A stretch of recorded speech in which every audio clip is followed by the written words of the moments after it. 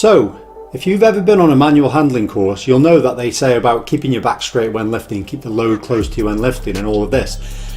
And this obviously comes down to the fact that, you know, keeping a straight back is a stronger position generally. Keeping the load closer to you means the load is equivalently less on your body. So lowering the strain, therefore. Now, there's several issues with this in real life. The first one is that telling someone to lift with a straight back requires an ability to squat or deadlift or hip hinge. And actually, in the general population, people can't do this. So it's no good just telling them to do it and they have no body awareness, they bend, and they're not keeping their back straight at all. In fact, they think they are, but they aren't. And therefore, straight away, that's flaw number one for manual handling in terms of that. The second one is that the back has got lots and lots of joints. The reason these joints exist is because they're supposed to move. And movement is what we know keeps joints healthy. Also, muscles control them joints as well. So how do they stay in good shape and good strength? Well, you need to use them. So if you forever move around without moving your back, you're going to get a stiff back and you're going to get a weak back. That doesn't sound like a very good recipe to help your back to not get injured. The other thing is that in real life, you have to have on occasion, you have to be able to get into positions which aren't able to be got to with a straight back. You know, I mean, if you're reaching into a boot, if you're reaching under something and around something, you've got to twist, you've got to flex, you've got to put yourself into positions which aren't straight back, load close to your body. And of course, if you've been told to keep your back straight all the time and there's no other way around it, well, you're going to be weak there, you're going to be stiff there, you're going to be more likely to overload there. And that then isn't obviously good. I mean, a good example of, you know, where someone can lift a heavy load with not a straight back is the world's strongest man.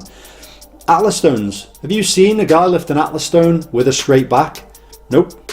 It's a massive weight and yet they're not keeling over and going, oh my God, my back's gone. Because guess what? They've trained their bodies to do that movement, and therefore as long as you train the movement, your body will adapt to the movement and therefore less likely to get injured from that movement. So I think the reality is that the first thing manual handling could do better is to teach people to hip hinge, to teach people to be able to keep a straight back so that when they can obviously lift with a straight back, they can actually do it. The second one is to talk about actually conditioning that movement as well. So loading up that movement to minimize the injury risk of that in real life. And then the second one is that you can't always lift with a straight back. So yes, where possible, probably do that.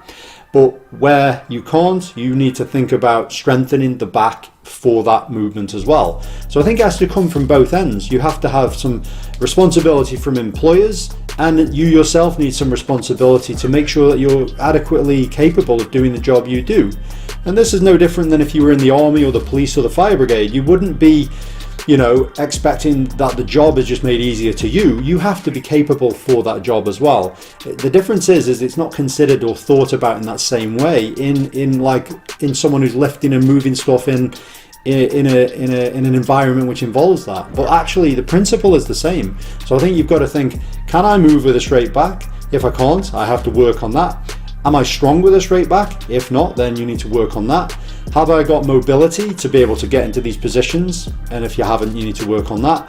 And then can you strengthen also the rounded back position to make sure you're less likely to get injured there, and of course focusing on that.